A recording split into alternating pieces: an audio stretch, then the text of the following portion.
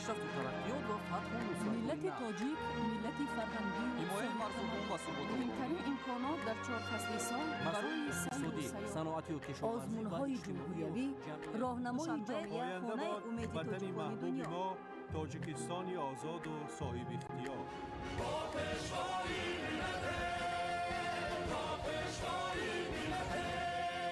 دوست باشید، اتفاق باشید، شکرانه همین دولت کنید، شکرانه همین سرزمین کنید، شکرانه کنید که چنین وطن عزیز و محبوب دارید.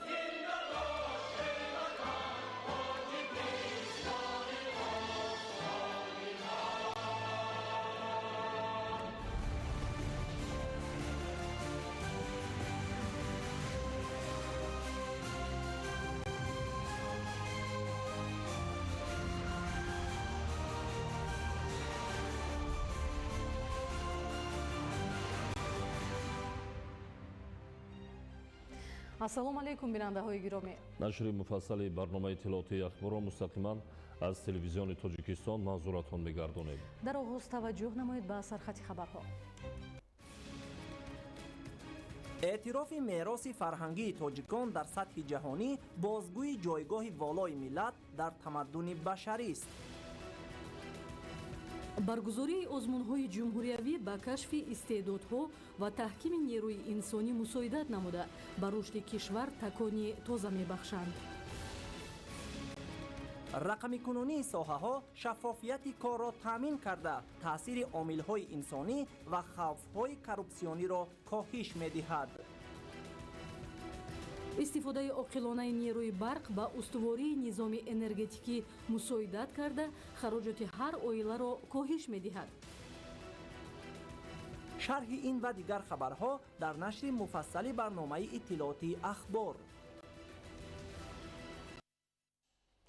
дар заминаи талошу чораандешии пешвои миллат муҳтарам Эмомалӣ Раҳмон 21 ёдгории таърихию фарҳангии моддӣ ва 13 унсури фарҳангии ғайримоддӣ ба рӯйхати репрезентативии мероси фарҳангии ЮНЕСКО ворид карда шудаанд.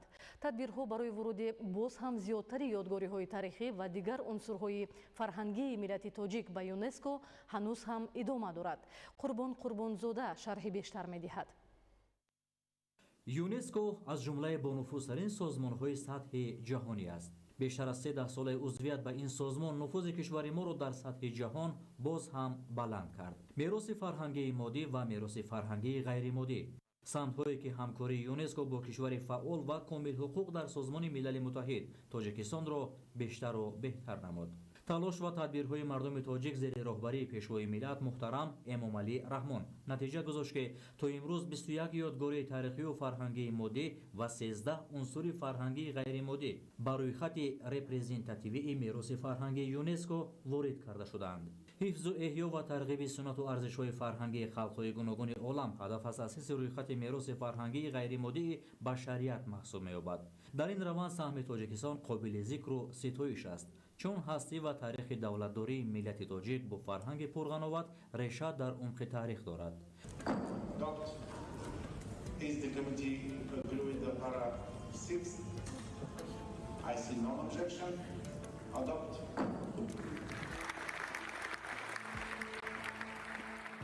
танҳо дар соли 2025 як қатор намунаҳои муҳими моддӣ ва ғайримоддии тоҷикон аз ҷумла дастхатҳои қалъаи кӯҳи Муғ ва муаррифии шоистаи онҳо дар арсаи байналмилалӣ қадамҳои устуворро бо ҳадаф гузорем. шомил намудани номи Борбади Марвазӣ ба феҳристи шахсиятҳои барҷастаи фарҳангии ЮНЕСКО аз ҷумлаи масъалаҳое буд ки дар паёми навбатии президенти ҷумҳурии Тоҷикистон ба Маҷлиси Миллии Маҷлиси Олӣ зери таваҷҷӯҳи махсус қарор гирифт. саҳми Борбади Марвазӣ дар рушди фарҳанги ҷаҳонӣ таърихӣ ва камназир аст. имрӯз дошам пешвои миллат муҳтарам Эмомалӣ Раҳмон дар паём ба Маҷлиси Миллии Маҷлиси Олии Ҷумҳурии Тоҷикистон қабули қатномаҳои махсус аз ҷониби ЮНЕСКО дар мавриди эътирофи шаҳри Панҷакент ҳамчун шаҳри ҷаҳонии ҳунарҳои дастӣ барои сӯзанидӯзӣ ва бузургдошти 1050-солагии Робияи Балхӣ дар солҳои 2026-2027 далели ҷойгоҳи хосаи меросу арзишҳои фарҳангиву маънавии тоҷикон дар тамаддуни умуми башарӣ дониста мешавад. танзими ҳамоишҳо зери унвони устувонаи кӯрош эъломияи ибтидоии ҳуқуқи гуногунрангии фарҳангӣ, яъне аввалин эъломияи ҳуқуқи башар дар таърихи инсоният барои миллати соҳибтамаддуни тоҷик мояи ифтихору сарафрозӣ аст. Забону фарҳанг, илму ҳунар, оину суннатҳои башардӯстона, аз ҷумла Наврӯз, анъанаҳои пешрафтаи давлатдорӣ дар маҷмӯъ гузаштаи мо тамаддуни ҷовидонаро ба ҷаҳониён мерос гузоштанд. Ин на танҳо шарафу ифтихор, балки ҳифзу омӯзиш ва идомаи хубу ба насли оянда ба мерос гузоштани он рисолати ҳар яки мост.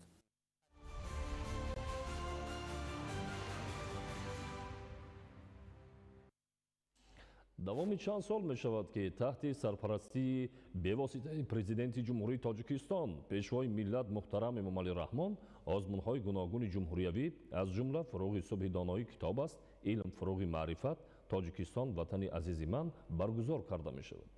ин тадбир байни тамоми қишрҳои ҷомеа сурат гирифта сол аз сол натиҷаҳои назаррас ба бор оварда истодааст. хонандагони муассисаҳои таълимӣ ва кормандони касбу кори гуногун дар озмунҳои зикргардида иштироки фаъол намуда сазовори ҷойҳои намоён мегарданд. баҳри баргузории озмунҳои мазкур дар соли 2026 амри президенти ҷумҳурии Тоҷикистон ба тасвиб расид ки ҷалби бештари қишрҳои гуногуни ҷомеаро дар роҳи тақвияти илму дониш, ихтироъкориву навоварӣ ва баҳравар гардидан аз осори ниёгонамон раҳнамуд месозад. шарҳи бештар дар таҳияи ҳамкоронамон. ба хотири ҷалби ҳарчи бештари сокинони мамлакат ба мутолиаи китоб, аз барнамудани асарҳои гаронбаҳои шоирону адибон, аз худ намудани илмҳои замона, дарёфти чеҳраҳои навоварону ихтироъкорон ва санъаткорон чандсолбоз инҷониб таҳти сарпарастии бевоситаи пешвои миллат президенти ҷумҳурии Тоҷикистон муҳтарам Эмомалӣ Раҳмон озмунҳои ҷумҳуриявии фуруғи субҳи донои китоб аст, илм фуруғи маърифат ва Тоҷикистон ватани азизи ман ташкилу роҳандозӣ гардида бо фарогирии тамоми қишрҳои ҷомеа дар сатҳи баланд сурат мегирад. раванди баргузории ҳамасолаи озмунҳо бешак собит намуд ки миллати сарбаланди тоҷик соҳиб илму дорои истеъдоди баланди аз барнамоии осори гаронбаҳои ниёгон, ҳифзу таҳкимбахши худшиносию худогоҳии миллӣ ва ихтироъкориву навоварӣ мебошад. соли ҳаштум аст ки озмуни Тоҷикистон ватани азизи ман зери сарпарастии президенти ҷумҳурии Тоҷикистон пешвои муаззами миллат муҳтарам Эмомалӣ Раҳмон баъри пайдоиши истеъдодҳои наврас ҷавон дар соҳаи мусиқӣ, дар соҳаи сурудхонӣ, дар соҳаи санъати тасвирӣ, дар соҳаи дизайнерӣ баргузор гашта истодааст.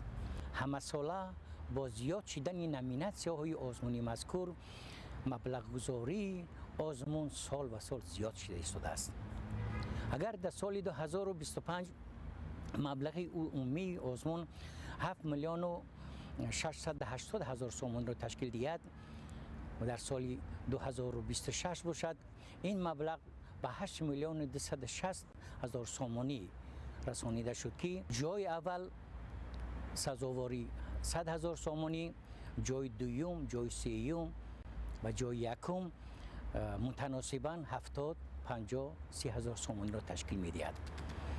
ва тағйироти дигаре ки дар озмуни мазкур аст, ин ба ду қисм тақсим шудани жанри академӣ номинатсияи навозандагӣ мебошад.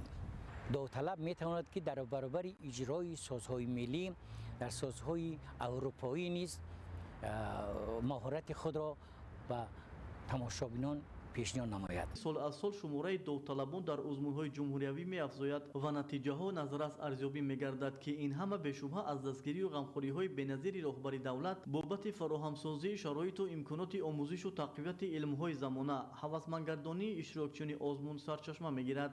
амри президенти ҷумҳурии Тоҷикистон пешвои муаззами миллат дар баргузор намудани озмуни фуруғи субҳи донои китоб аст дар соли 2026 ин қадами муҳим дар рушди маърифати ҷомеа ва фарҳанги китобхонӣ маҳсуб мебояд. дар баргузор намудани озмуни фуруғи субҳи донои китоб аст дар соли 2026 маблағҳои муайян муқаррар гардааст, аз ҷумла барои ҷоиза 140 ҳазор сомонӣ, барои ҷои якум 70 ҳазор сомонӣ, барои ҷои дуюм 50 ҳазор сомонӣ ва барои ҷои сеюм 40 ҳазор сомонӣ муқаррар гардида шуда ҳаҷми умумии маблағҳо 8 миллиону 290 ҳазор сомона ташкил медиҳад ки ин натиҷаи бевоситаи ғамхории пешвои муаззами миллат ба насли китобхон мебошад. дар озмуни ҷумҳуриявии илм фуруғи маърифат низ шумораи иштирокчиён сол аз сол бештар мегардад. дар заминаи роҳандозии озмуни мазкур шароити мусоиди таълимӣ барои гузариши дарсҳои назариявию амалӣ дар муассисаҳои таҳсилоти ибтидоӣ, миёна ва олии касбӣ марҳила ба марҳила фароҳам оварда мешавад. ҳамин аст ки хонандагону донишҷӯён дар озмун иштирок варзида муваффақ мегарданд.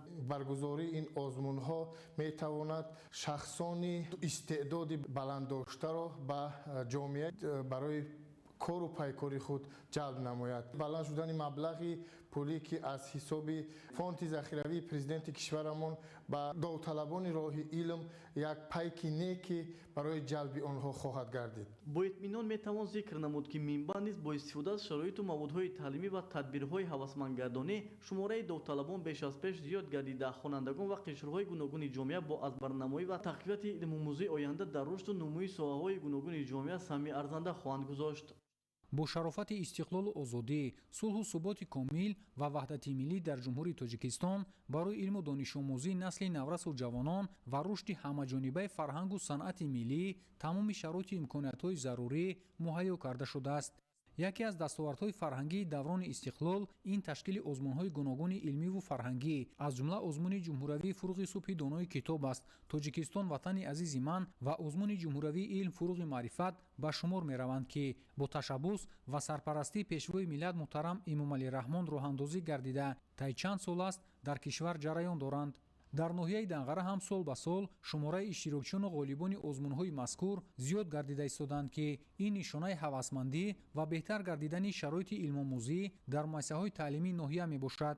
боиси таваҷҷӯҳ аст ки президенти ҷумҳурии Тоҷикистон муҳтарам Эмомалӣ Раҳмон бо таҳлилҳои ҳамаҷониба, бо баҳогузорӣ ва бо андешамандии хос сол ба сол ба ин озмунҳо бештар таваҷҷӯҳ зоҳир мекунанд ва аз рӯи натиҷаҳое ки ин озмунҳо ба даст оварданд боз дар соли 2026 маблағгузориҳо ба маротиб зиёд карда шуданд. дар озмуни Тоҷикистон ватани азизи ман маҷмӯи маблағгузорӣ 8 миллион 260 ҳазор сомонӣ, озмуни фуруғи субҳи доноии китоб аст 8 миллион 290 ҳазор сомонӣ ва озмуни ин фуруғи маърифат 9 миллион 840 ҳазор сомонӣ. дар маҷмӯъ дар ҳамаи озмунҳое ки соли 2026 баргузор мегарданд 26 миллион 420 ҳазор сомонӣ ҷудо карда мешавад ки ин як маблағҳои бениҳоят зиёд ба сарф шаванда барои илму донишандӯзию китобхонию маърифатнокии ҷомеаи Тоҷикистон ба ҳисоб меравад. طبق اطلاع سال 2025 88 نفر داوطلبان از ناحیه دنقره در دور ولایتی آزمون جمهوری فروغ صبح دانای کتاب است اشتراک نمودند که از آنها 17 نفرشان به دور جمهوری آزمون راه یافتند. از این شماره 8 نفرشان صاحب جایهای نمایان، از جمله یک نفر صاحب شاهجایزه، یک نفر سزاوار جای یکم، 3 نفر جای دوم و 3 نفر صاحب جای سوم گردیدند که این نشان دهنده نسبت سالهای پیشین خوب ارزیابی می‌گردد. کوشش و حرکت و سعی و اهتمامات جوانان ما در شاهراه اندوختن دانش و علم و فضل روز به روز و هفته به هفته و ماه به ماه فزوده ایستاده است. قوت مقاوم نیز زیاد شده ایستاده است. جز از اینکه مبلغ هوسمند کنی نیز زیاد شد، همچنین باید قید کرد که در آزمون فروغ صبح دانایی کتاب است یک باره در همه نامینه ها یک شاه جایزه‌ای جدا گردید. برگزاری آزمون‌های مذکور همچون ادامه سیاست معارف پرورانه و فرهنگسالاری پیشوای ملت محترم امامعلی رحمان روحبلندی و تلاش و کوشش بیشتر جامعه را در راه علم آموزی از بر کردن آثار ماندگار فرزندان فرزانه ملت و رشد فرهنگ و صنعت ملی و جهانی را به وجود می‌آورد و هزاران نفر از نورسان و جوانان با علم و دانش و استعداد خود غالب گردیده نسل شایسته وطن بودن را نشان می‌دهند. تجربه برگزاری آزمون جمهوریوی علم فروغ معرفت دوام چند سال برگزاری نشان داد که جهت رشد تفکر تکنیکی و سعی نمودن جهانبینی علمی، دسترسی پیدا نمودن به تکنیک و تکنولوژی، توسعه نوآوری و اختراعکاری، پیوست علم با استحصالات، جلب بیشتر خوانندگان و دانشجویان و دیگر قشرهای جامعه با آموزش فنهای طبیعت‌شناسی دقیق و ریاضی، اینچنین دریافت و معرفی استعدادهای نو در این سمت مساعدت کرده و تاکید آموزگاران اهل جامعه ولایت سوخت ادامه یافتن تدبیر مذکور در سال 2026 و من همچنین بعد از سالها برای پیشرفت مملکت نقشی مهم می‌گذارد. طبق امر پرزیدنت جمهوری تاجیکستان محترم امامعلی رحمان در سال 2026 آزمون‌های جمهوریوی علم فروغ معرفت فروغ سوق دانایی کتاب است ادامه می‌یابد. برگزاری همین آزمون‌ها علل خصوص آزمون علم فروغ معرفت که در این آزمون به حد بسیاری جوانای ما با اختراع‌کاری یعنی که مشغول شدند.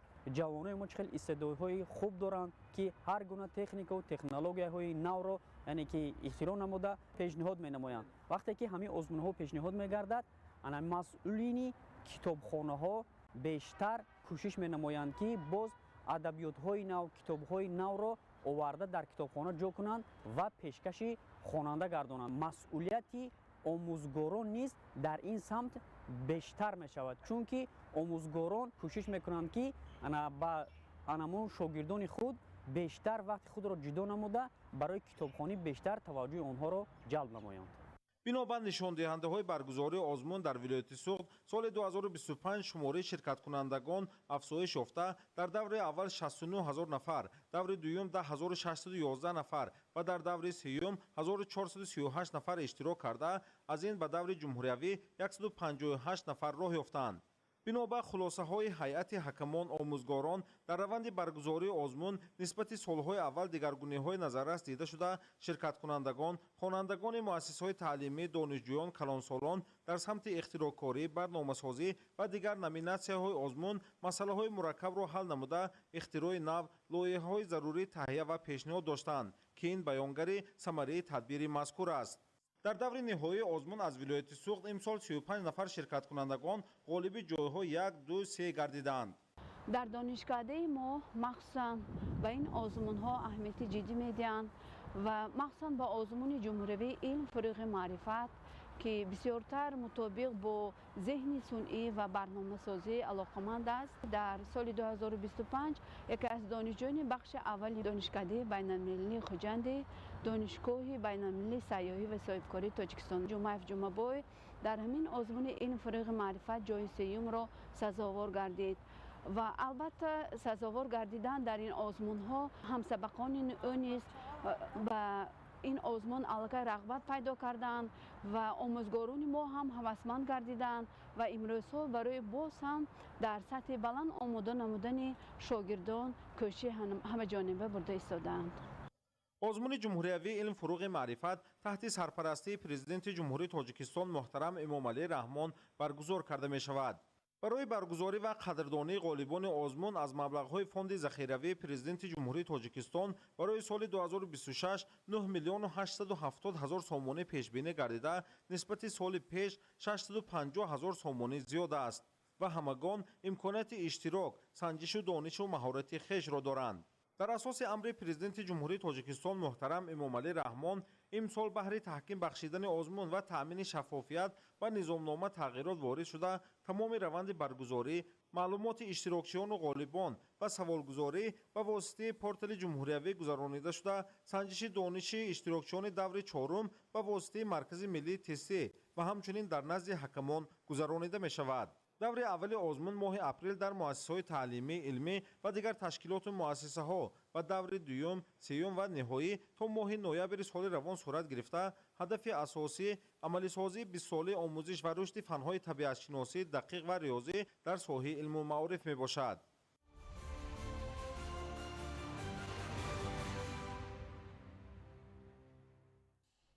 رشد اقتصادی رقمی و اینواتسیا نه تنها طلبات زمان بلکه راه اساسی بلند برداشتن سطح زندگی مردم و رشد منبعه دولت محسوب می‌یابد. شرح بیشتری موضوع در گزارش گلچهره ستار.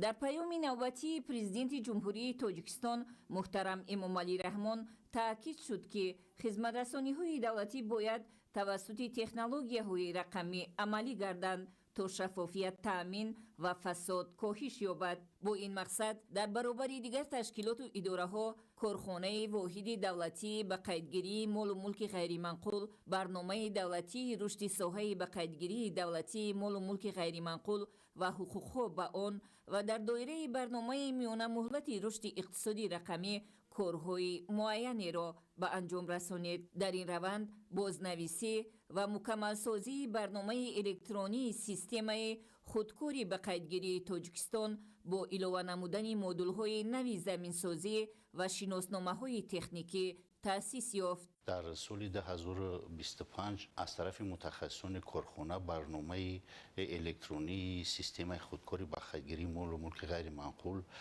با زبانهای معاصر برنامه سازی بازنویسی کرده شده. در اساس این برنامه نظام اطلاعاتی بخشگیری مال و ملک غیر منقول در جمهوری تاجیکستان تأسیس داده شد. با این نظام тамоми корхонаҳои давлатии фаръӣ ба қайдгирии молу мулки 64 шаҳру ноҳияи ҷумҳурӣ пайваст гардидаву фаъолияти пурсамар доранд. баъди рақамикунонӣ ва ба истифода додани низоми иттилоотӣ ба қайдгирии молу мулки ғайримаъқул ба шаҳрвандон сабукӣ оварда шуд. баъдан ба худи кормандони корхона коре ки онҳо тариқи коғазӣ иҷро мекарданд аллакай кори онҳо ниҳоят осон карда шуд. системаи қарздиҳии ҷумҳурии тоҷикистон тамоми бонкҳо дар тамоми ҷумҳурии тоҷикистон ҳатто дар ноҳияҳои дурдаст ҳам дар системаи онлайн пайваст шудагим ва шаҳрвандон ҳамон расидҳо ё квитансияҳое ки коғазӣ аз бон гирифта ба корхонаи мо меовардан аллакай аз байн рафтааст ва ин маълумотҳо тариқи онлайн ба корхонаи мо ба мутахассисе ки ҳамин корро иҷро мекунад бевосита дастрас карда мешавад.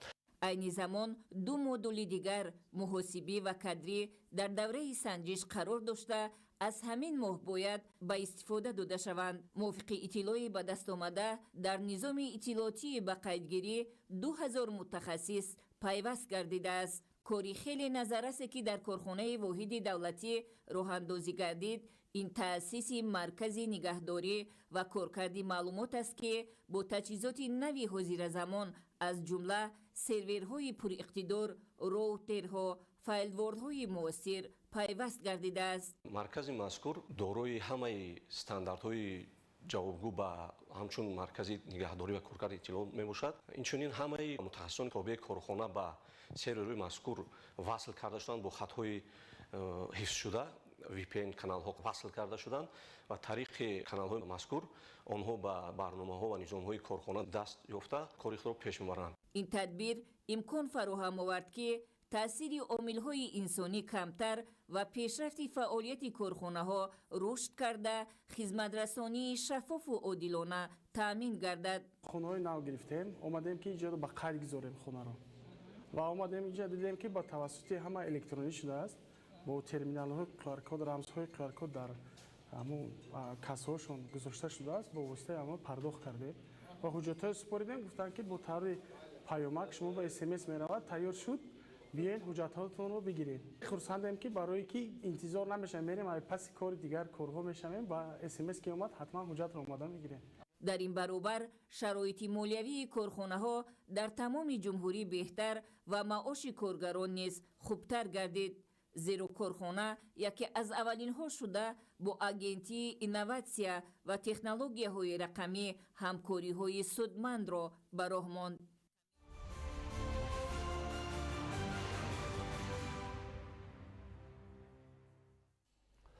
бахшида ба соли 2026 соли вусъат додани корҳои ободониву созандагӣ ва тақвияту таҳкими худшиносиву худогоҳии миллӣ дар кумитаи иҷроияи марказии ҳизби халқии демократии Тоҷикистон ҳамоиши илмӣ назариявӣ баргузор гардид. гузориш дар ин хусус. дар чорабинӣ масъулони кумитаи иҷроияи марказии ҳизби халқии демократии Тоҷикистон, раисони кумитаҳои иҷроияи ҳизб дар шаҳри Душанбе, шаҳру ноҳияҳои тобеи ҷумҳурӣ, вилояти мухтори Кӯҳистони Бадахшон ва вилоятҳои Хатлону Суғд иштирок намуданд. таъкид гардид ки соли 2026 барои сокинони кишвар соли бисёр муҳим ба ҳисоб меравад, зеро ба ифтихори ҷашни 35-солагии истиқлоли давлатии ҷумҳурии Тоҷикистон президенти кишвар муҳтарам Эмомалӣ Раҳмон дар паём ба Маҷлиси олии мамлакат соли 2026ро соли вусъат додани корҳои ободониву созандагӣ ва тақвияту таҳкими худшиносиву худогоҳии миллӣ эълон намуданд ки масъулияти на фақат аъзо ва ҷонибдории ҳизби халқии демократии Тоҷикистон, балки ҳар як сокини кишварро дар татбиқи ин ҳадафҳо дучанд мегардонад. ободониву созандагӣ мафҳумҳои асосии сиёсати давлатии Тоҷикистон буда рамзи пешрафт ва зиндагии шоистаи мардумро ифода менамояд. дар ин замина баҳри ободию зебоӣ тоза нигоҳ доштани муҳити атроф, беҳбудбахшии инфраструктур аз ҷумла бунёди роҳҳо, боғҳои фароғатӣ, биноҳои баландошёнаи замонавӣ, муассисаҳои таълимӣ, иншооти тандурустӣ, корхонаҳои саноатӣ, тадбирҳои амалӣ роҳандозӣ мешавад. чунин иқдомҳо ба рушди бештари кишвар ва таъмини зиндагии шоиста ба мардум мусоидат менамояд. дар идомаи ҳамоиш бо дар назардошти эълон шудани соли 2026 чун соли вусъат додани корҳои ободониву созандагӣ ва тақвияту таҳкими худшиносиву худогоҳии миллӣ, инчунин истиқболи шоиста аз ҷашни 35-солагии истиқлоли давлатӣ нақшачорабиниҳои мушаххас пешниҳод гардид.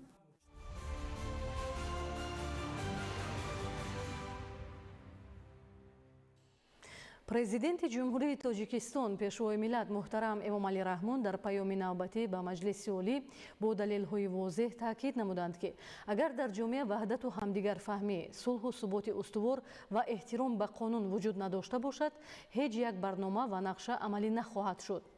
ин масъулияти умумимиллӣ мебошад ва ҳар шаҳрванди кишвар бояд худро дар таҳкими ин арзишҳо саҳмгузор ҳисобад. идомаи мавзӯъ дар гузориши ҳамкоронамон.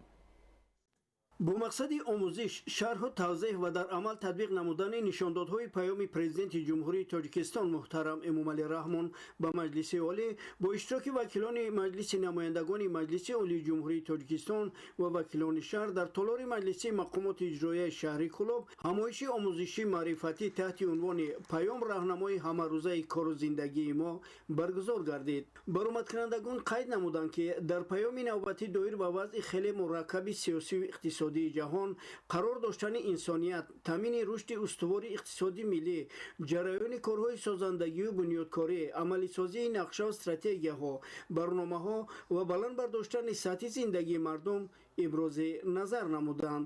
таъкид гардид ки паёми президенти мамлакат ҳамчун ҳуҷҷати стратегии роҳнамо барои фаъолияти минбаъдаи ҳар як фарди худшиносу миллатдӯст ва ватанпарвари тоҷик аҳамияти хос дошта, иҷрои пайгирона, босамар ва масъулонаи дастуру супоришҳои дар он зикршуда омили муҳими таъмини рушди босуботи кишвар ва таҳкими эътимоди ҷомеа ба мақомоти давлатӣ мебошад. дар солҳои қаблӣ, махсусан солҳои аввали ироа гардидани паём, масъалаҳои паёмро аслан барқарориву пойдории сулҳу ваҳдат, таъмини суботи давлат, амният, ҳалли масъалаҳои идеологӣ ва дигар масъалаҳои сиёсӣ ташкил медоданд. хушбахтона таи солҳои соҳибистиқлолии мамлакат ҳамаи ин масъалаҳо ба пурраги ҳалли худро ёфтаанд ва дар паёми имсола бештар таваҷҷӯҳ дода шуд ба рушди иқтисоди миллӣ, гузариш ба ҳукумати электронӣ, гузаштан ба иқтисоди рақамӣ, ҷорӣ кардани технологияи инноватсионӣ, рақамикунонии иқтисод, истифодаи зеҳни сунъӣ. дар маҷмӯъ паёми имсола масъалаҳои инноватсионӣ ва навовариро дар бар мегирад. бинобар ин мо гуфта метавонем ки паёми имсола паёми давраи рушди тоҷикистони азиз аст. ҳифзи истиқлолу озодӣ, заҳмат ба хотири пешрафти давлат ва ободии ватан вазифаи аввалиндараҷаи ҳаррӯзаи ҳар як шаҳрванди бо нангу номуси мамлакат маҳсуб меёбад. дар баланд бардоштани маърифати ҳуқуқии шаҳрвандон, ҳимояи арзишҳои миллию давлатӣ, гиромидошти оинҳои неки гузаштагон ва дӯст доштани ватану ҳифзи муқаддасоти он саҳмгузор бошем. раҳматалӣ назри эраҷи қурбоналӣ, шаҳри Кӯлоб, ахбор.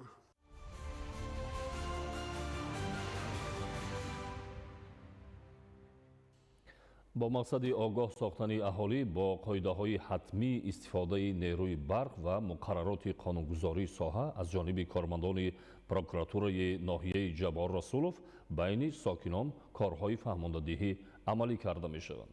дар ҳудуди ноҳия ҷиҳати истифодаи самараноки нерӯи барқ дар баъзе аз марказҳои савдою хизматрасонӣ ва манзилҳои аҳолӣ панелҳои офтобӣ насб карда шудааст. гузориши ҳамкорони мо. дар шароити афзоиши талабот ба нерӯи барқ дар баробари бунёди иншооти энергетикӣ, нерӯгоҳҳои барқи обӣ, барқарорсозии иқтидорҳои мавҷуда аз тарафи аҳолӣ ва соҳибкорон насби панелҳои офтобӣ муҳиму зарурӣ арзёбӣ мегардад. бо дарки ин масъала дар ноҳияи Ҷаббор Расулов ҷиҳати саҳмгузорӣ дар сарфаи нерӯи барқ ва дар ин самт худкифо будан аз тарафи аҳолӣ ва соҳибкорон панелҳои офтобӣ насб карда мешавад. аз ҷониби соҳибмулкони маркази савдою хизматрасонӣ воқеъ дар ҷамоати деҳоти ғулакандоз 80 метри мураббаъ панелҳои офтобӣ насб гардида аз ин ҳисоб 80 киловатт нерӯи барқ истеҳсол мешавад, ки барои таъмини иншоот ва кори дастгоҳу таҷҳизот басанда аст. дар ноҳияи ҷабор расулов аллакай чандин марказҳои хизматрасонӣ, яъне ки хонаҳои истиқоматӣ, дар ҳамин ҷо панелҳои офтобӣ насб карда шудааст. 80 киловатт барқро истеҳсол карда истоданд барои истифодабарии маркази хизматрасонии худ, ки бевосита барои истеҳсол ё барои таъмин кардани маркази хизматрасонии худшон мусоидат мекунад. дар баробари иҷрои тадбирҳо дар самти таъмини аҳолӣ бо нерӯи барқ сарфакорона истифода бурдани нерӯ аз масъалаҳои асосӣ маҳсуб ёфта, кормандони прокуратураи ноҳияи ҷаббор расулов дар байни аҳолӣ корҳои фаҳмондадиҳиро тақвият мебахшанд. хусусан имрӯз дар байни сокинони шаҳрак ва дигар ҷамоати деҳот кормандон аз тадбирҳои амалӣ гардида ёдовар шуда таъкид доштанд, ки дар шароити рушди иқтисодию иҷтимоии кишвар истифодаи оқилона ва сарфакоронаи нерӯи барқ вазифаи маънавии ҳар як шаҳрванд маҳсуб меёбад. ҳамзамон ба аҳолӣ варақаҳои таблиғотӣ тақсим карда шуд, ки дар он моҳияти ворид намудани тағйиру иловаҳо ба кодекси ҷиноятии ҷумҳурии Тоҷикистон роҳҳои сарфаи энергияи барқ дарҷ гардидааст. оиди ин масъалаҳо прокуратураи ноҳияи ҷабор расулов, ҳукумати ноҳия ба мардум вохӯриҳои бисёр гузаронда истоданд, ки дар вохӯриҳо оиди ҳамин қонун вайронкуниҳо чӣ ҷазо дида мешавад. барои мо кадом ҳолатҳо ба манамин қувваи барқ ва сарфакорон истифода бурдани мо дар кор манамихи варақаҳо тақсим карда шуд, ки ҳамин саволҳо мардум ҷавоб мегирад. дар ин варақаҳо мо мардуми ноҳияи ҷабор расулов қувваи барқро сарфакорон истифода мебарем. дар рафти корҳои фаҳмондадиҳӣ кормандони мақомоти прокуратура, ҳамчунин намояндагони мақомоти иҷроияи ҳокимияти давлатӣ, масъулони шабакаҳои барқи ноҳия, риояи техникаи бехатарӣ, истифодаи таҷҳизоти каммасраф, коҳиши сарборӣ дар хатҳои барқиро ба аҳолӣ фаҳмонида таъкид намуданд, ки дар ин шабу рӯзҳои сарди фасли зимистон дар истифодаи қувваи барқ сарфакориро пеша карда, истифодаи дигар манбаъҳои гармидиҳӣ ба монанди ангишт ва панелҳои офтобӣ васеъ ба роҳ монанд ва ба ин восита дар сарфаи нерӯи барқ ва устувории низоми энергетикии мамлакат саҳмгузор бошанд.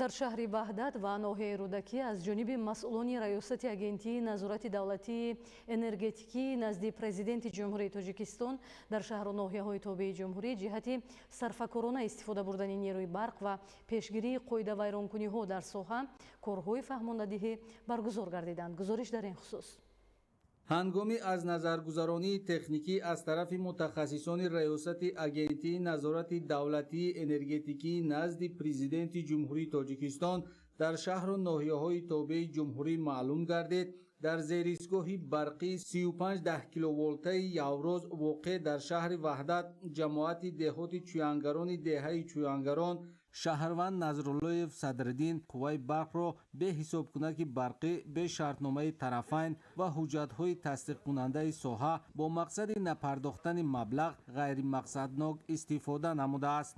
Нарзуллоев Садриддин аз трансформатори эҳтиёҷотии ҳамин зеристгоҳи барқӣ тавассути ноқили барқӣ қувваи барқро бе ҳисобгираки барқӣ ва бе шартномаи тарафайн ва ҳуҷҷатҳои тасдиқкунандаи барқ ғайримақсаднок истифода бурда бо мақсади напардохтани маблағи қувваи барқро ғайриқонунӣ истифода намудааст. мувофиқи талаботи моддаи 382 кодекси ҳуқуқвайронкунии маъмурии ҷумҳурии Тоҷикистон санади дахлдор тартиб дода шудааст. ман Нарзуллоев Садриддин устои барқи зеристгоҳи барқи Явроз аз тарафи раёсати давлатии энергетикӣ шаҳри Ваҳдат камбудое ки дар зеристгоҳи барқи Явроз ошкор гардида буд зарар оварда шуд ҷуброн менамояд. бо мақсади таъмини истифодаи самаранок ва оқилонаи нерӯи барқ, инчунин баланд бардоштани сатҳи огоҳии аҳолӣ оид ба риояи меъёрҳои истифодабарии таҷҳизоти барқӣ дар фасли зимистон, мутахассисони раёсати агентии назорати давлатии энергетикӣ дар шаҳру ноҳияҳои тобеи ҷумҳурӣ корҳои фаҳмондадиҳиро дар муассисаҳои давлатӣ ва сокинони ноҳияи рӯдакӣ баргузор намуданд. масъулини агентӣ ба сокинон муқимён ва кормандони муассисаҳои давлатӣ тавсияҳои муфид оид ба тарзи дурусти истифодаи таҷҳизоти барқӣ пешниҳод намуда, истифодаи манбаъҳои алтернативии энергия аз ҷумла насби панелҳои офтобиро муҳим арзёбӣ карданд. ҳамзамон кормандони соҳа ҷиҳати баланд бардоштани сатҳи огоҳии шаҳрвандон оид ба пешгирии истифодаи ғайриқонунии нерӯи барқ, риояи талаботи қонунгузорӣ ва ташаккули фарҳанги сарфакоронаи истифодаи нерӯи барқ варақаҳои иттилоотӣ тақсим намуданд. дар онҳо истифодаи дастгоҳу таҷҳизоти каммасраф ҳамчун роҳи асосии коҳиши истифодаи нерӯи барқ тавсия дода шудааст. пешгирии истифодаи аз ҳад зиёди нерӯи барқ ва риояи қоидаҳои бехатарӣ низ аз мавзӯъҳои асосии суҳбатҳо ба шумор мерафт. дар ҷараёни мулоқотҳо ба масъалаи сарфаҷӯии нерӯи барқ дар фасли зимистон таваҷҷӯҳи махсус зоҳир гардид.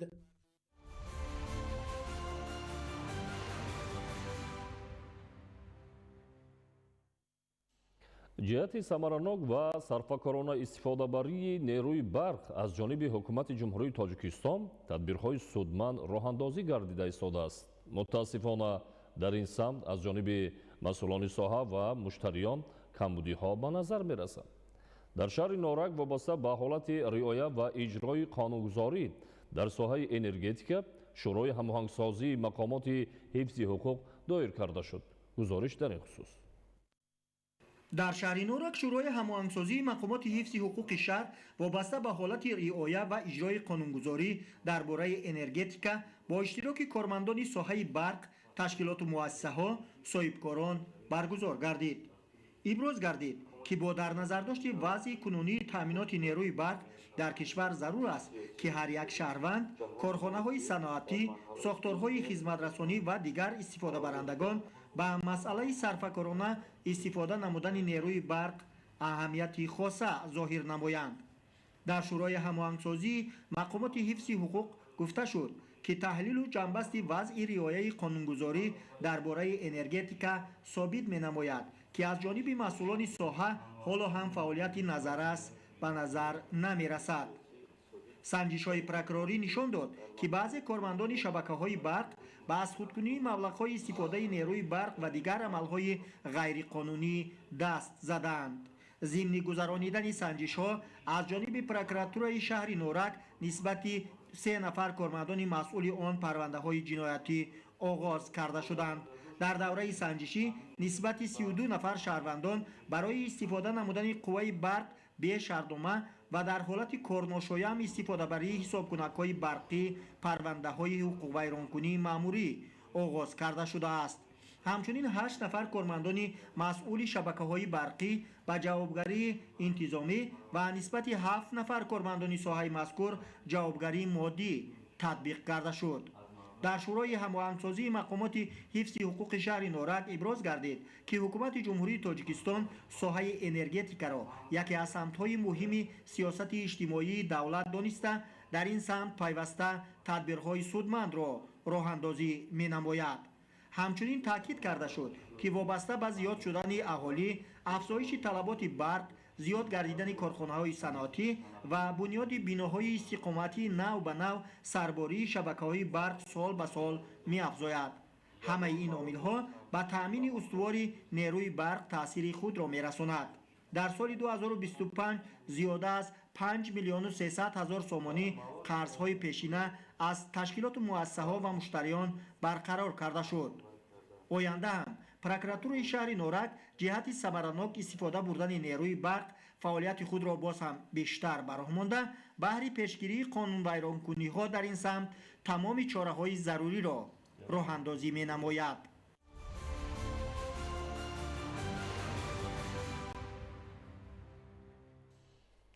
тиби тоҷик дар замони беш аз 13 солаи соҳиби истиқлолии тоҷикистон аз лиҳози бинову иншоот, дастгоҳу таҷҳизот ва кадрҳои баландихтисос дастовардҳои зиёдро ноил гаштааст.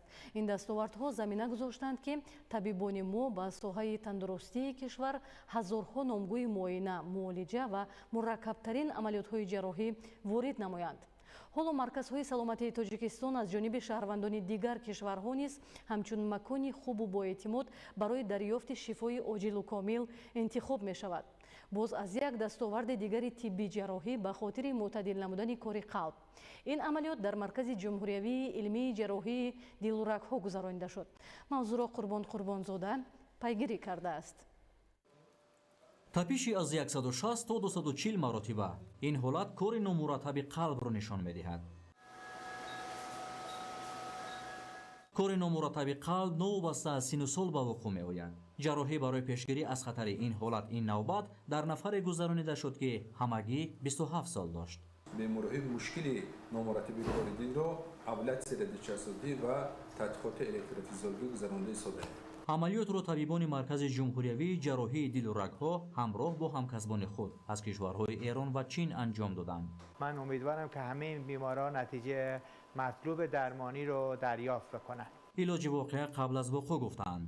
ба таъкиди кормандони соҳа дар ҳоли мушоҳида аз номураттабии кори дил бояд фавран ба мутахассис муроҷиат намуд, чун сарфи назар кардани вазъ дар 90% ҳолат ҳаёти касро зери хатар мегузорад. амалиёти ҷарроҳӣ ки ҳаводиси дар пешбударо нест мекунад давоми аз 1 то 3 соат тӯл мекашад. ҳамин вақти кӯтоҳ ба тапиши меъёри муайяни қалб аз 60 то 90 маротиба дар 1 дақиқаро таъмин мекунад. дар раванди амалиёт зарурати бориш ва беҳискунӣ пеш намеояд. омилҳои зиёд вуҷуд доранд ки дар ниҳоят кори қалбро номураттаб мекунанд, вале истифода аз обҳои нерӯафзо метавонад асостарин омил бошад. ин ва дигар шакли оризаҳои дилро табибони мо бидуни ҳеҷ мамоният ташхису муолиҷа мекунанд. дониш, таҷриба ва истифодаи онҳо аз муосиртарин лавозимоти соҳавӣ заминаи хуби дар сатҳи баланд дуер намудани ҷарроҳӣ ва муолиҷаро фароҳам овардааст. ҳузури табибон аз кишварҳои Эрону Чин танҳо нишони ҳамкорӣ ва тақвияти боз ҳам баланди таҷрибаи ҳамдигар буд.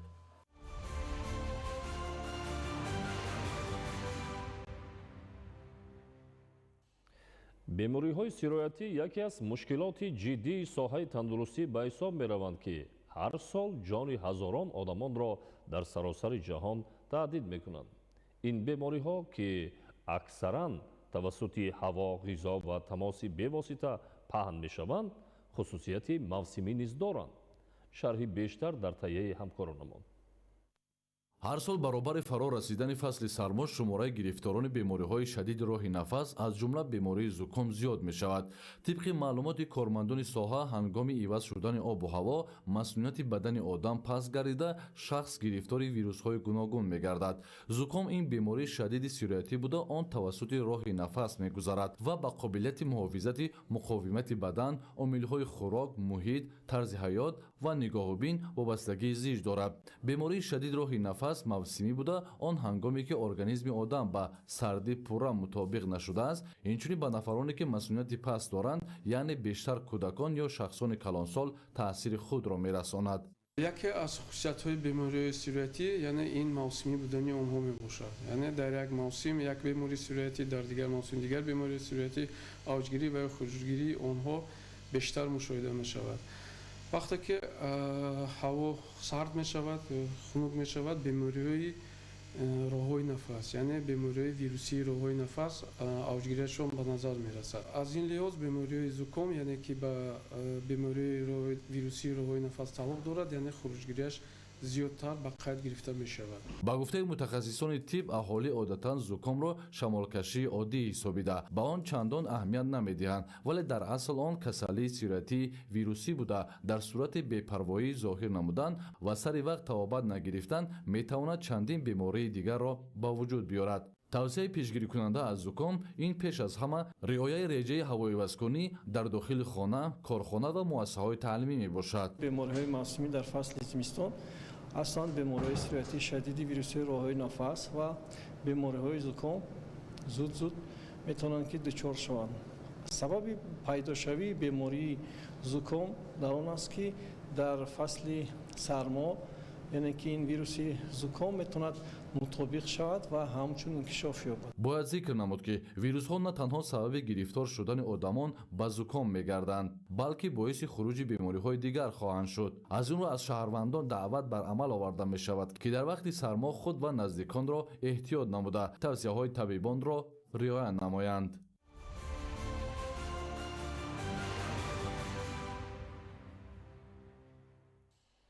вилояти Хатлон яке аз минтақаҳои муҳими аграрии ҷумҳурии Тоҷикистон бо такя ба иқтидори бузурги истеҳсолӣ, захираҳои фаровони замин ва таҷрибаи ғании кишоварзон дар таъмини бозори дохилӣ бо маҳсулоти кишоварзӣ мавқеи калидӣ дорад.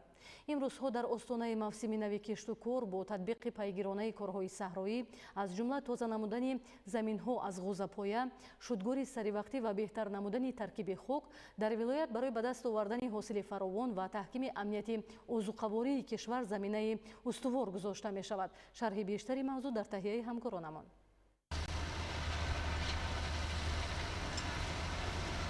вилояти Хатлон яке аз минтақаҳои муҳими аграрии ҷумҳурии Тоҷикистон ба шумор рафта дар рушди соҳаи кишоварзӣ ва таъмини аҳолӣ бо маҳсулоти ватанӣ мавқеи калидӣ дорад.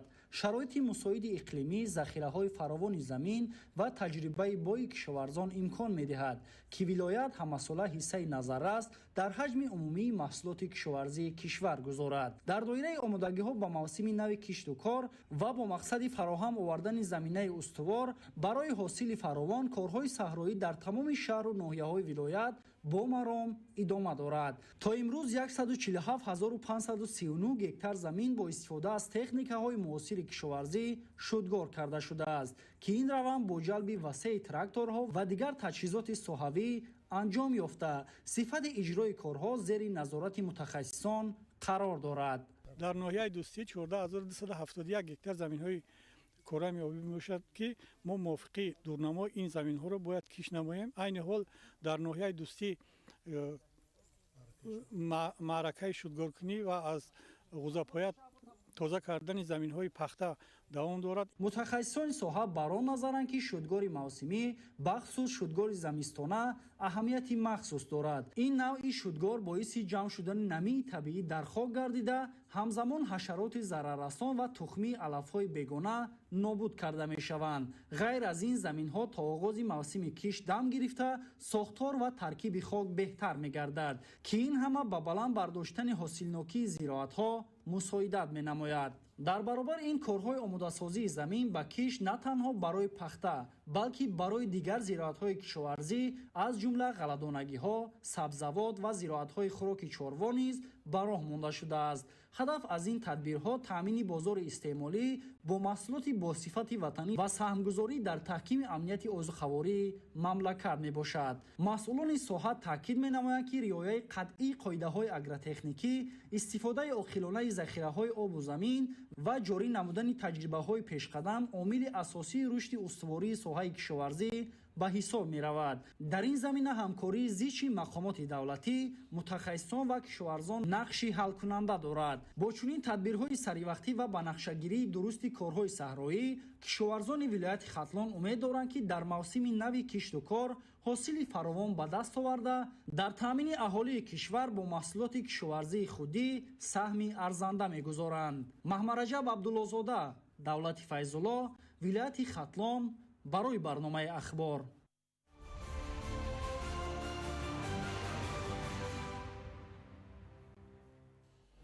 чорводорӣ яке аз соҳаи асосии ноҳияи Рашт ба шумор рафта, дар ҳамаи шаклҳои хоҷагидорӣ беш аз 108 000 сар чорвои калони шохдор ва 342 000 сар гӯсфанду буз мавҷуд аст. бо мақсади боз ҳам зиёд намудани маҳсулоти хушсифат ва таъмини аҳолӣ бо гӯшт, чорводорон тадбирҳои заруриро роҳандозӣ намуда истодаанд. гузориш дар ин хусус. чорводорӣ яке аз бахшҳои асосии соҳаи кишоварзии ноҳияи Рашт ба шумор рафта, бо мақсади афзоиши саршумори чорвои калони шохдор ва моли майда дар ҳамаи шаклҳои хоҷагидории ноҳияи Рашт тадбирҳои зарурӣ роҳандозӣ шуда истодааст, то марҳила ба марҳила истеҳсоли маҳсулоти хушсифат боз ҳам афзоиш ёбад. ташкили фермаҳои хурди чорводорӣ яке аз роҳҳои асосии пешрафти соҳа ва таъмини аҳолии деҳот дар шароити кӯҳистон бо гӯшту маҳсулоти ширӣ ба шумор рафта, дар ин самт корҳои мушаххасу назаррас амалӣ шуда истодааст. аз ҷумла ҷиҳати таъмини аҳолӣ ва бозорҳои минтақа бо маҳсулоти хушсифати истеҳсоли худӣ مقامات اجرایی حاکمیت دولتی ناحیه رشت امکانیت‌های موجوده را به نظر گرفته برای تشکیل خواجگی‌های چاره‌داری قطعه‌های زمین و چراگاه جدا کردند تا بدین وسیله صاحبکاران برای نگاهبین چاره‌های کلان شاخدار و مال میده فرمه‌های چاره‌داری تشکیل نمایند. در برابر تشکیل فرمه‌های خرد چاره‌داری الکی یک قطار صاحبکاران محلی با پرورش مرغ و استحصال گوشت پرهیزی مشغول بوده نقشه دارند که سال جاری فرمه‌های مرغ‌پروری بنیاد نمایند تا بدین وسیله استحصال گوشت و تخم را دوره به دوره افزایش دهند.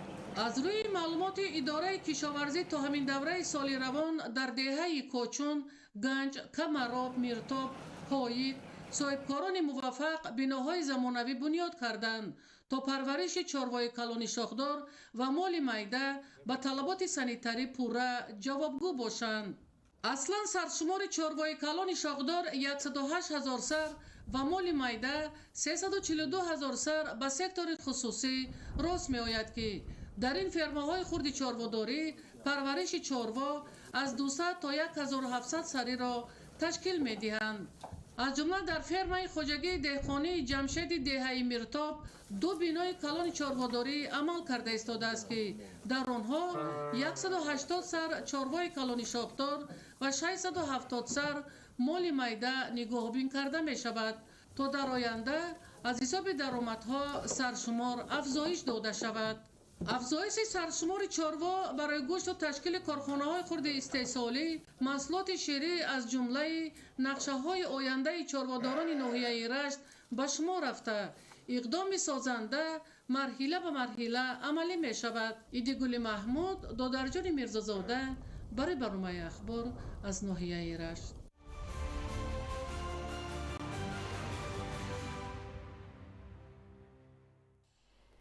در دایره کارهای سازندگی و بنیادکاری با افتخار جشن 35 سالگی استقلال دولتی با سهم ساکنان جماعت دهات الماسی شهر حصار پل ماشینگذار مورد استفاده قرار داده شد. انشاءات مذکور به بهتر گردیدن رفت آمد ساکنان، تامین بخطری حرکت و رشد انفراساختار محلی مساعدت می‌نماید. همکاران ما گزارش می‌دهند. در پیروی از سیاست سازنده و بنیادکارانه پیشوای ملت محترم امامعلی رحمان، ساکنان جماعت دهات الماسی شهر حصار یک پل ماشینگذار با خرج بیش از 4 میلیون سومانی ساخته به استفاده دادند. باید گفت که اقدام نوبتی ساکنان در دایره نقشه چرابینی‌های 35 سالگی استقلالیت دولتی جمهوری تاجیکستان عملی گردید. ما جوانان و صاحبکاران دهه سوغدیان پل ماشینگذاری که بین دهه‌های شاهنبری و سوغدیان را پیوست می‌کند در مدت 4 ماه ساخته به استفاده دادیم. در افتتاح پل ماشینگذار مسئولین مقامات اجرایی حاکمیت دولتی شهر حصار تاکید داشتند که عملی شوی این اقدام یکی از آرزو و آرمان‌های چندین ساله ساکنان دهه‌های شاهنبری و سوغدیان میباشد، زیرا سالیانی دراز اهالی دهه‌های نامبرده راهی دراز را طی می‌نمودند. بعد ساخته به استفاده دادن پل ماشینگذار که دهه شاهنبری را به دهه سوغدیان می‌پیوندد، رواهای اهالی خیلی نزدیک و آسان می‌گردد. ساکنان جماعت دهات الماسی من بعد نیز چنین کارهای سازنده و بنیادکاری را ادامه داده جشن مقدس و تاریخی 35 سالگی استقلالیت دولتی جمهوری تاجیکستان را با نشان دهنده‌های بلند محنتی استقبال گرفتند.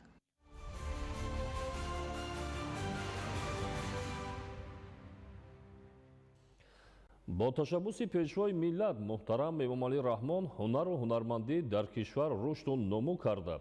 امروزها هنرمندان در هر گوشه وطن با طبع و ذوق بلند در سمت‌های گوناگون هنرمندی فعالیت پرثمر دارند.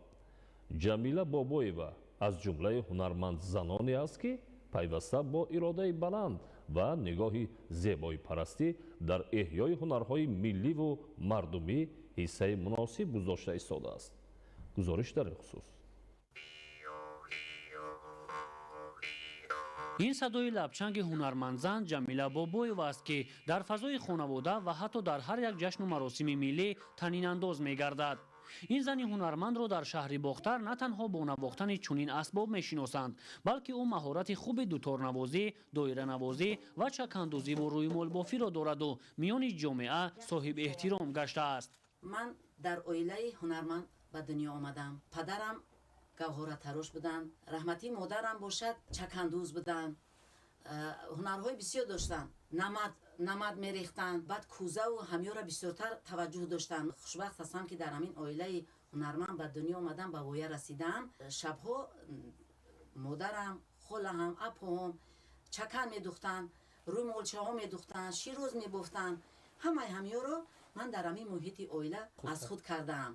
هنر چشمه زوینده و دولت پوینده است. زیر همین مفهوم جمیله بابوی و پیوسته در تکاپو است و میخواهد هنری را از خود نماید. گرچند هنر لبچنگ نوازی قدیمه است و امروز آن کم استفاده می شود، ولی این بانوی هنر سالیان زیاد است که به خاطر احیای هنرهای ملی به نواختن آن مشغول است.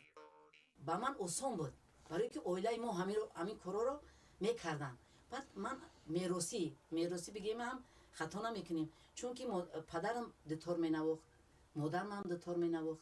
این همه زیبایی ها محصول دست هنرآفر جمیله بابویو است که در هر یک چاره‌بینی های فرهنگی همچون هنر ملی به نمایش گذاشته شده، باعث جلب توجه مهمانان و سیاحان میگردند. همین زحمت و تلاشش است که هنرش قدر میگردد و با گرفتن سپاسنامه و افتخارنامه ها سرفراز می شود. نفر در جاده انتخاب نموده‌اش موفق می شود که همیشه با شوق و ذوق بلند و از صدق به آن مشغول شود. ابراز می دارد جمیله بابویو. او هنرهای داشته اش را منبع پیشبرد روزگارش می‌داند، زیرا در طی معرکه‌های همسایه‌ها برای دختران و نورسان کورته‌های چکن و اطلس و رویمال‌های زیبای ملی آماده می‌سازد. در حقیقت مردم تمدن‌آفر و فرهنگسالار تاجیک از اول هنرمند بودند و با تشبس‌های پیوسته فرهنگ پرورانه پیشوای ملت محترم امامعلی رحمان سال از سال هنرهای ملی و مردمی رواج و رونق پیدا کرده است که امروز خلق تاجیک را در عرصه جهانی می‌شناسند و احترام و اعتراف می نمایند. شاهزاده سمندر موسی نور محمد، شهر باختر، اخبار.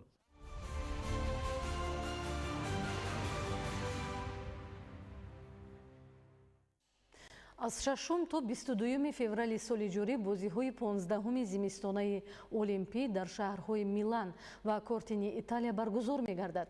варзишгарон аз рӯи 8 намуди варзиш ки 16 бахшро ташкил мекунад бо ҳам рақобат хоҳанд кард. шарҳи бештари мавзӯъ дар таҳияи раҳматшоҳи обид. нахустбозиҳои зимистонаи олимпӣ дар шаҳри шамоли Франсия соли 1924 доир шуда то имрӯз 24 маротиба бозиҳои зимистонаи олимпӣ дар кишварҳои мухталифи ҷаҳон доир шуда беш аз 1 миллион варзишгарон дар ин мусобиқаҳо иштирок карданд. охирон бозиҳои зимистонаи олимпӣ соли 2022 дар шаҳри Пекини ҷумҳурии мардуми Чин бо иштироки 3000 варзишгарон аз 95 мамлакат аз рӯи 7 намуди варзиш ки 109 бахшро ташкил мекунад доир шудааст. бозиҳои 25-ми зимистонаи олимпӣ дар шаҳри Милани Италия соли 2026 баргузор мегарданд. тоҷикистон низ аз соли 1992 аъзои комилу ҳуқуқи кумитаи байналмилалии олимпӣ буда ҳайати олимпичёни тоҷикистон пайваста дар бузургтарин форми варзишгарони сайёра бозиҳои олимпӣ фаъолона иштирок менамоянд ва ба дастовардҳои муҳими варзишӣ сарфароз шудаанд. дар намудҳои замистона бошад Андрей Дригин ягона варзишгаре мебошад ки аз соли 2002 дар бозиҳои зимистонаи олимпӣ Солт Лейк Сити иёлоти муттаҳидаи амрико, соли 2006 дар бозиҳои зимистонаи Турини Италия ва ҳамчунин соли 2010 дар бозиҳои Ванковер ва бо Алишер Қудратов бошад дар бозиҳои зимистонаи Сочи шарафи кишвари азизамон Тоҷикистонро ҳимоя карданд.